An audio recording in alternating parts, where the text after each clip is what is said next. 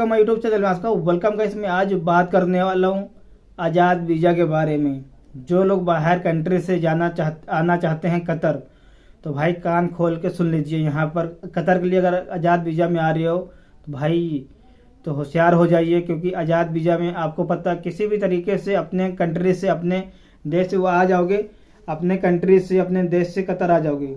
लेकिन यहाँ पर आपको काम ढूंढना बहुत भारी पड़ जाएगा। यहाँ पर काम करना बहुत मुसीबत पड़ जाएगा, क्योंकि आपको पता है यहाँ पर काम बहुत कम है, काम नहीं मिल रहा आज़ाद वीज़ा वाले लोग के लिए मैं बता रहा हूँ। और जिन कंपनी के बारे में हमने पहले बताई थी वो कंपनी अभी ओपन हो रही हैं।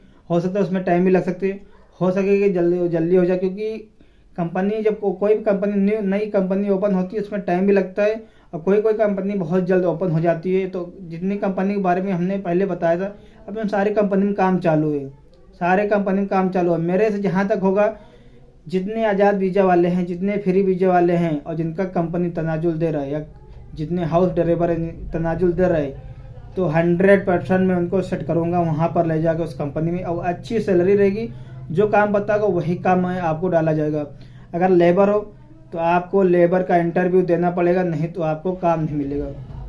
अब कोई भी, या ड्राइवर हो या इंजीनियर हो, या आप बाइक राइडर हो, बाइक का काम जानते हो, यानी कोई भी कारीगर हो A to Z, तो सारे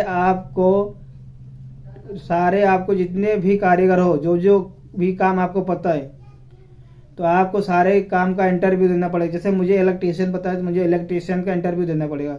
आपको ऐसे काम पता है तो आपको ऐसे का इंटरव्यू देना पड़ेगा। जो काम आपको पता है उसका इंटरव्यू देना पड़ेगा। फ्री वीज़ा में हो या कोई भी काम करते हो, आपका कपिल तनाजुल दे रहा है, तो 100% आपको काम यहाँ पर मिल जाएगा। बस कुछ टाइम लगेगा, थोड़ा टाइम बाद मिलेगा। और मैं बात करने वाला हूँ अब आज़ाद वीज़ा के बारे में।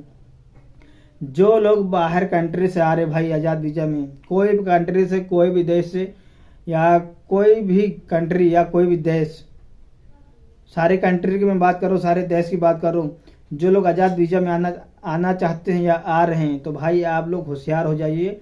आज़ाद वीज़ा में आकर यहाँ पर आप फंस जाओगे, और यहाँ पर आपको काम बिल्कुल नहीं मिलेगा, 100% नहीं मिलेगा।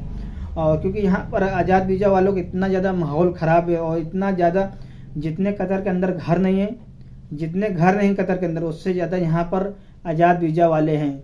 तो काम कैसे मिलेगा, क्योंकि जितनी आबादी नहीं उससे ज़्यादा काम करने वाले हैं कतर में। आपको भी पता है, हर चीज़ पता है आपको, कि जितने यहाँ दुकान हैं, जितने यहाँ बाहर कंट्री के लोग हैं, उससे यानी कि 100% में से 45% कतरी हैं और 55% बाहर के लोग हैं। और जितने बाहर के लोग हैं सारे काम करने वाले, सारे जॉब करने वाले हैं। और जो लोग भाई आज़ाद वीज़ा में आ रहे हो, तो मेरे हिसाब से आप बिल्कुल ना आइए, कोई भी देश से, कोई भी कंट्री से ना आइए। अगर आप आ रहे हो, कोई भी कंपनी में आ रहे हो, आपको कंपनी बेहतर लग रही है, आपकी कंपनी जानकारी में है, या आपका कोई संपर्क में है, तो तभी आइए आज़ाद वीज़ा में, उसमें कंपनी में आइए, नहीं तो वरना ना आइए। और मेरा सजेशन यही है कि आप लोग आज़ाद वीज़ा में बिल्कुल ना आए, बिल्कुल ना आए। अभी काम बहुत कम, काम स्टार्ट हुआ है, लेकिन बहुत कम स्टार्ट हुआ है, यानी कि ना के बराबर काम स्टार्ट हुआ है।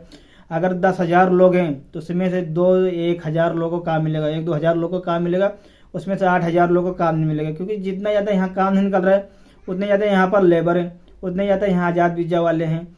और हर कारीगर और हर काम वाले यहाँ पर आपको मिल जाएंगे कतर के अंदर। और जो लोग कहते हैं कि भाई मेरा वीज़ा लग गया आज़ाद वीज़ा का, मैं आ रहा हूँ, इसके बारे में थोड़ा बताइए, तो भाई मैं आपको यही बताना चाहता हूँ कि मेरे हिसाब से कैंसिल कर दो, अभी भी सवेरा है। नहीं, यहाँ आने के बाद आपको रूम का भी भाड़ा देना पड़ेगा, खाने का भी जुगाड़ करना पड़ेगा, और काम का भी व्यवस्था तो करना ही पड़ेगा। लेकिन जब तक काम का व्यवस्था नहीं होगा, जब तक क्या करोगे आप? तो भाई मेरा कहने का मतलब यही है कि आप लोग बिल्कुल ना आए, बिल्कुल ना आए आज़ाद वीज़ा में। अभी कुछ टाइम तक ना आए, कम से कम 6-7 महीने तक आप लोग आज़ाद वीज़ा में आए।